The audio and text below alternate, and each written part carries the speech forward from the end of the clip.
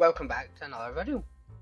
So today I want to do a teardown for this Game Boy. I'm going to be changing it over to a black case. This video we'll do the teardown, take all the parts out that we need, and the next video that we do for it will be installing all the parts into the new case, just so I can go into a bit more detail with how to make sure your new case is ready for you to install it. So starting off, we will have four tri screws and a Phillips for the back. There we go. So the battery compartment's off. That's probably step one. And then take out your battery there. Next, you have another screw here. Mine's is a Phillips. I'm just going to remove the four tri-wing screws here. Just give me one wee moment. So that one there is normally a tri-wing that you would have to remove. So with those four removed, the back just pops off. So with the back off, just be careful. There's the small springs and the shoulder buttons still attached. Normally your power button will stay behind as well. Sometimes it doesn't, sometimes it does.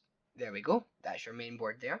Once you're in, you'll have four Phillips screws to remove. We've removed the three Phillips screws.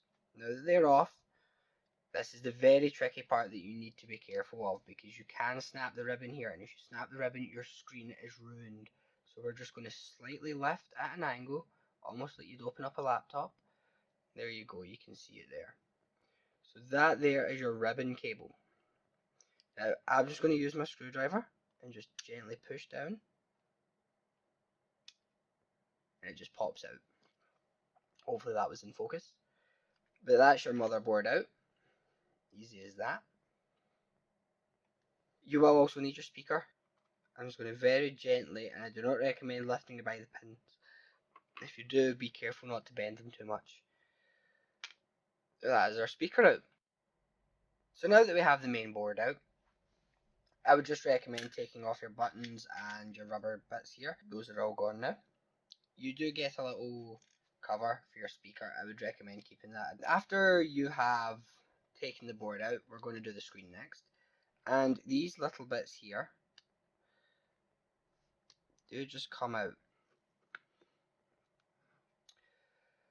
Wow, okay, I ended up using a sharp pointed nail file to get them out there. That was tough. My two that I've done before did not have the trouble like that, getting them out. Can be a little bit difficult. Again, if you're changing the case, any damage to the old case doesn't really matter. So now that we have the 5 screws removed, just closing this back over, behind your ribbon cable here, you'll find that there's another Phillips head. So we'll just get the appropriate screwdriver and remove that.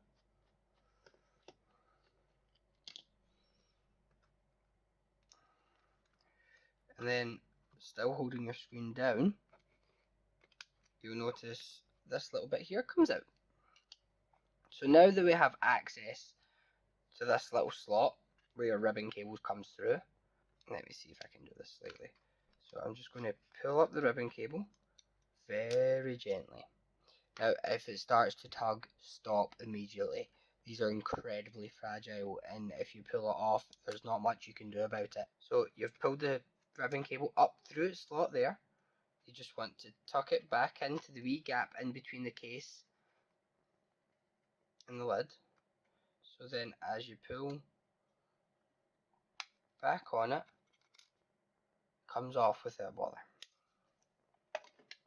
Just take your time, make sure the cable isn't tucked into the plastic, and you'll be fine. And that is your screen out.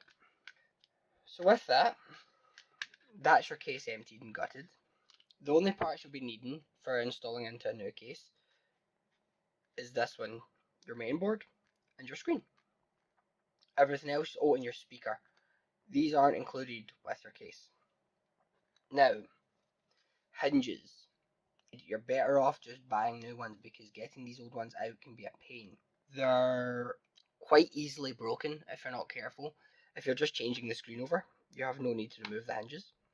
Same for the motherboard, battery, speaker, anything like that, you don't need to remove the hinges. And trying to push them out can be dangerous if you don't have the correct positioning. I don't want anyone stabbing themselves with a screwdriver over a hinge. Other than that, that gives you the basics of how to tear down. My next video will be putting all these parts inside one of the new Game Boys, or one of the new Game Boy cases. I am keeping the original screen. I'll probably give this a bit of a wipe down and clean just so it's nice and fresh. So that concludes today's video. That was a quick tear down of how to take apart a Game Boy. That includes everything but the hinges. I'm not confident with doing the hinges. And if you got this far, I'd like to give you a big thank you. It's always appreciated. If you enjoyed the video, please give it a like and think about hitting that subscribe button. And as always, have a good day.